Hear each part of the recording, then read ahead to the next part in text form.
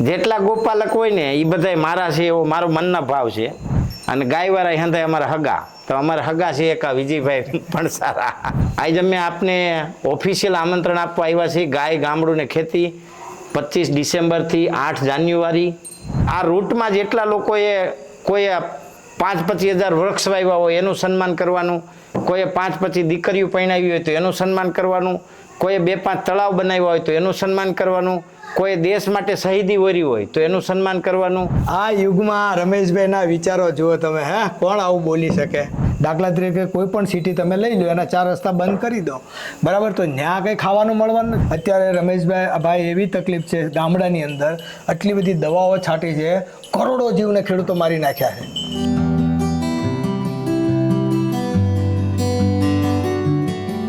જય ગૌ માતા મિત્રો, આજ હું આવ્યો છું જેસર. અને જેટલા ગોપાલક હોય ને એ બધા મારા છે એવો મારો મનના ભાવ છે. પછી દુનિયાને જે લાગે એની યાર મારે કાંઈ લેવા દેવા નથી. અને ગાયવાળા હંધાય અમારા હગા, તો અમારા હગા છે એક વિજયભાઈ પણ સારા અને અમદાવાદના છે. આમ તો ફેમસ માણસ છે એટલે તમે હંધાય ઓળખતા હોય, પણ આજ હું એને ગાય ગામડું ને ખેતીની યાત્રાનું આમંત્રણ દેવા આવ્યો છું. અને એના મોઢે આપણે સાંભળવું છે કે યાત્રા વિશે એ શું વિચારે છે, એ હું સંદેશ દેવા માગે છે. તો વિજયભાઈ, આજ અમે આપને ઓફિશિયલ આમંત્રણ આપવા આવ્યા છીએ ગાય ગામડું ને ખેતી 25 ડિસેમ્બરથી 8 જાન્યુઆરી. એના વિશે હું ખાલી કહી દઉં તમને કે શું આયોજન છે. ગોંડલથી ઉપડશે 25 તારીખે સવારે અને 8 જાન્યુઆરીએ સોમનાથ દાદાના ચરણોમાં પૂરી થશે. મારો મનનો એવો વિચાર છે કે જેટલા ગામ આડા આવે એમાં જેટલા ગોપાલકો હોય એનું લિસ્ટ થઈ જશે ફોન નંબર સાથે. જે ગામ રસ્તામાં આવે એ ગામના ગોપાલકોને રસ્તામાં એક સારી જગ્યાએ મંદિર અથવા ગામનો ગોંદરો હોય ત્યાં બોલાવવાના, એને પગે લાગવાનું, એનું સન્માન કરવાનું, એક છબી દેવાની, હાર પહેરાવવાનો, ખેસ પહેરાવવાનો. અને એની કોઈ પ્રોડક્ટ હોય ગાય આધારિત પ્રોડક્ટ, પંચગવ્ય પ્રોડક્ટ, ગાય આધારિત ખેતી કરતા હોય તો એને આપણે સોશિયલ મીડિયામાં વિડીયો નાખી અને કોશિશ કરવાની. આપણે પ્રયાસ કરશું, પછી હાઇલાઇટ તો ગૌ માતા કરશે એના ફોન નંબર સાથે. પછી બીજો આજ મને એવો વિચાર આવ્યો હતો કે આમાં 65 ગામડા આવે છે, તો આ 65 ગામની અંદર જે કોઈ માણસને એનોરોબિક બેગ ખરીદવી હોય તો એનો ઓફિશિયલ ભાવ બિલ ટેક્સ સાથે અમારો 21,000 છે. 1,000 માઇક્રોન SDP મટીરિયલ અને ISI મટીરિયલ.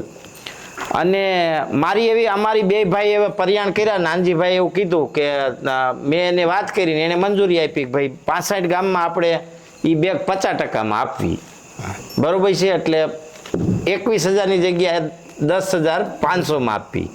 આ એક મુદ્દો થયો. પછી એ 65 ગામની અંદર એક જણો ગાય આધારિત ખેતી કરે, બરોબર, એને આવતા પ્રશ્ન હોય એ પ્રશ્ન બધા આપણે એડોપ્ટ કરી લેવા. કોઈ પણ ભોગે એના ખેતરમાં રોગ ન આવે, આપણે એના માટે જે અહીંથી મોકલવું પડે, મહેનત કરવી પડે, મદદ કરવી પડે, શાબ્દિક મદદ, માર્ગદર્શન, ટેકનિકલી કે કાંઈ એવી ઔષધિ બનાવીને મોકલવી પડે, એ બધી આપણા તરફથી ફૂલ તૈયારી. પછી જ્યાં રાત્રિ નિવાસ થાય ત્યાં આપણે 1.5 કલાક અમારા પરિવારની ગાય આધારિત પ્રગતિની ડોક્યુમેન્ટરી, એના વિશે લેક્ચર. અને જે આ રૂટમાં જેટલા લોકોએ કોઈ 5-25 હજાર વૃક્ષ વાવ્યા હોય એનું સન્માન કરવાનું, કોઈએ 5-25 દીકરીઓ પરણાવી હોય તો એનું સન્માન કરવાનું, કોઈએ 2-5 તળાવ બનાવ્યા હોય તો એનું સન્માન કરવાનું, કોઈ દેશ માટે શહીદી વરી હોય તો એનું સન્માન કરવાનું, કોઈ લૂલી લંગડી બીમાર ગાયોની સેવા કરતા હોય સમર્પણના ભાવથી, એનું એક ટીપુય દૂધ ખાતા ન હોય અને જે સેવા કરતા હોય એવા ગામ હોય એનું સન્માન કરવાનું. અને હવે મારી એવી ઈચ્છા છે કે જવાબદારીમાં તમે જોડાઓ અને જે ગાય આધારિત ખેતી કરે 5 વીઘાનો ખેડૂત, એની જે પ્રોડક્ટ થાય એને આપણે તમારા માધ્યમથી એને એડોપ્ટ કરવી છે, એનું લિસ્ટ તૈયાર કરવાનું. અને એની જે પ્રોડક્ટ થાય આપણા માર્ગદર્શનમાં થાય. એક વાત ફાઇનલ છે, પછી એને આપણે કસ્ટમર ગોતી દેવાનો, ભાઈ આની પ્રોડક્ટ આ ભાઈ બધી લઈ લેશે. તો એમાં તમારું શું કહેવાનું છે? વાહ પ્રભુ વાહ! આ યુગમાં રમેશભાઈના વિચારો જુઓ તમે, હે કોણ આવું બોલી શકે? જેને ગૌ માતાની કૃપા હોય આવો વિચાર કોના આવે? અને આ જે ઘટના બની રહી છે એ એટલી મોટી ઘટના છે. અત્યારે આપને લાગે છે અને બધા સમજી પણ રહ્યા છે કે આપણે શું ખાઈ રહ્યા છીએ. હા, ખેડૂતને પણ પૂછો તમે શું ખાઈ રહ્યા છે. એટલે જે અત્યારે ગૌ માતાનો તમે વિષય લઈને ગયા છો, આ તો આપણે કહેવું જ નહીં પડે. લોકો આખા ગામ લઈ રહ્યા છે અને હવે આગળ જતાં આ જ જરૂર પડે છે. પૈસા ક્યાંય કામમાં આવવાનું નથી. દાખલા તરીકે કોઈ પણ સિટી તમે લઈ લો, એના 4 રસ્તા બંધ કરી દો, બરાબર, તો ત્યાં કંઈ ખાવાનું મળવાનું નથી. બિલકુલ. ખાવા જવું તો ગામડે જ પડશે. આ 5000 કરોડનું કોમ્પ્યુટર લઈ લ્યો તો એમાં ગમે તે, દૂધ, એને ઘી કે બધું જ છે. કારેલા અને નથી આપણે જોઈ બનવાના. લીધું. હા. આપણે ભગવાને આ બતાવી દીધું એ આખી દુનિયામાં. એવું નહીં, આ કોરોના આવ્યો તો આખી દુનિયા લોકોને બતાવી દીધું કે કુદરતની જરૂર પડે, પ્રકૃતિની જરૂર પડે, ગામડાની જરૂર પડે. ગાય, ગામડું ને અત્યારે ખેતી. રમેશભાઈ, હું અહીંયા ગામડામાં રહું છું, જે પરિસ્થિતિ જોઉં છું, અને પ્રભુ આ જેટલા લોકો ગૌ માતા સાથે જોડાયેલા છે, હું તો એમ કહું છું, જે માણસ ગૌ માતાનો વિડીયો બી મૂકે છે ને, એ પણ ગૌ માતા માટે એટલા જ ઉપયોગી છે જે લોકો રાખે છે. સાચી આ વાત. નાની વસ્તુ નથી. આ અભિયાન જે અત્યારે ચાલી રહ્યું છે, આ ગૌયુગ ચાલુ થયું છે. કળયુગની અંદર, ચાલુ કળયુગમાં આ ગૌયુગની શરૂઆત થઈ છે. એમાં તમે આ મિશન લઈને, આ મિશન ના કહેવાય, આ તો હરેક રાજ્યમાં તમારી વાત પહેલા લોકો સુધી આ વાત પહોંચી જવી જોઈએ અને હરેક રાજ્યની અંદર આ વિષય લઈને બધાએ જવું જોઈએ. એક આખો તમારો એટલો અનુભવ છે, બહોળો અનુભવ છે, એટલા ટાઈમથી તમે કામ કરી રહ્યા છો. તમે તમારા મનમાં જે વિચાર આવતા હોય એ તમે રોજ આ રીતે રજૂ કરો. અને આ બધા રાજ્યોમાં, આમાં તો સરકાર આટલું બધું આપણું કામ કરે, અત્યારે સરકાર કામ કરી રહી છે. રાજ્યપાલ સાહેબ જ્યારથી આવ્યા ત્યારથી એને ગૌ માતા સિવાય કોઈ વિષયમાં ધ્યાન જ નથી આપ્યું. આજની તારીખમાં એ લોકોને રોજ મળે છે ગૌ માતા સાથે. એટલે આપણને ગુજરાતમાં તો ફૂલ સહકાર મળશે. અને તમારા વિષયને લઈને હું પોતે જઈશ ગામડે ગામડે. આપણે સાથે રહીને બધાને કામ કરવાનું છે. પણ આ જ વિષય સરકારના ધ્યાન ઉપર આવે. તમારા જેવા લોકો, ઘણા બધા લોકો છે. આ ભારતભાઈ કામ કરી રહ્યા છે, આપણે અમદાવાદમાં કામ કરી રહ્યા છે કેટલા લોકો, ગોપાલભાઈ કામ કરી રહ્યા છે, બીજા કેટલા લોકો ગૌશાળાવાળા, જે બધી સંસ્થાઓવાળા, ગૌ માતા માટે વિડીયો સારા બનાવવાવાળા, ગૌ માતા માટે બોલવાવાળા સાધુ સંતો, જે અત્યારે ચાલી રહ્યું છે, આમાં વેગ મળશે, પૂરો વેગ મળશે. અને જેટલા લોકો ગાય માતા સાથે નથી જોડાયેલા, એને મોબાઈલના માધ્યમથી લોકોને વિડીયો આવા મોકલવા જોઈએ. આપણે ઘણા બધા એવા વિડીયો મોકલીએ છે જે કામના નથી, કોઈના ઉપયોગમાં નથી આવતા, જ્યારે ગૌ માતા આપણા બધા માટે ઉપયોગી છે. અત્યારે રમેશભાઈ એવી તકલીફ છે ગામડાની અંદર, આટલી બધી દવાઓ છાંટી છે, કરોડો જીવને ખેડૂતો મારી નાખ્યા છે.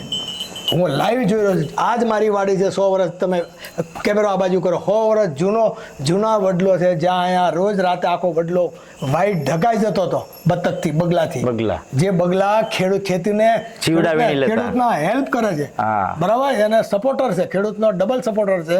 એ એક બગલું નથી. જોઈ લો તમે, નજર મારો, ખિસકોલી નથી રહી, કાબર નથી રહી, કાગડો નથી રહ્યો, એક સાપ આપણે માંડવીના પાથરા કરતા હોય ને તો કાબેરું માથે રહેશે. 5 વીંચી ને અળસિયાની વાત તો ભૂલી જ જાઓ.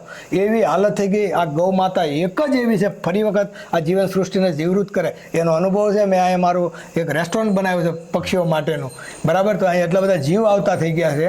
એ ગૌ માતા આવ્યા પછી જ આ બાજુની વાડીમાં જાઓ, ત્યાં વાડીમાં જાઓ, હું જેટલા આટલી વાડીમાં જે, અથવા તો અમદાવાદમાં મેં જ્યાં ગૌ માતા રાખતો હતો, એ 5000 વારના પ્લોટમાં જેટલા જીવ છે એટલા 5000 વીઘામાં એટલા જીવ નથી, બરાબર. એટલી પરિસ્થિતિ ખરાબ છે ગામડાઓની. ખેડૂતો ભૂલી ગયા છે, ગાય માતાને ભૂલી ગયા છે, એ પાપ કરી રહ્યા, એ ભૂલી ગયા છે. એ જો તમે અભિયાન ગામડે ગામડે લઈ જઈને અને બધા આખા ગામને, હું તો કહું બધા સરપંચોને લેટર લખો અને કહો કે તમે ગામડામાં ગ્રામ સભા રાખો. જ્યારે આપણી યાત્રા ત્યાં પહોંચે ગૌ માતાની, એ દિવસે ગ્રામ સભા રાખીને અને દરેકને એક વાત તો પહોંચાડવી જ પડે કે ગૌ માતા કેટલા ઉપયોગી છે અને આગળના સમયમાં ગૌ માતા વગર ચાલશે નહીં. હું નહીં, આખું ભારત નહીં, આખી દુનિયા આપણી સાથે છે. અને બધા સાથે રહીને આપણે બધા હેલ્પ કરીએ જેટલી થાય એટલી. એમના નંબરો આવે જ છે, અને બધા ભાઈને ઓળખે છે. રમેશભાઈને આટલું કામ કરી રહ્યા છો તો એક વ્યક્તિએ રમેશભાઈ સાથે જોડાવવું જોઈએ. જય ગૌ માતા. મારી તો આ જ ઈચ્છા છે.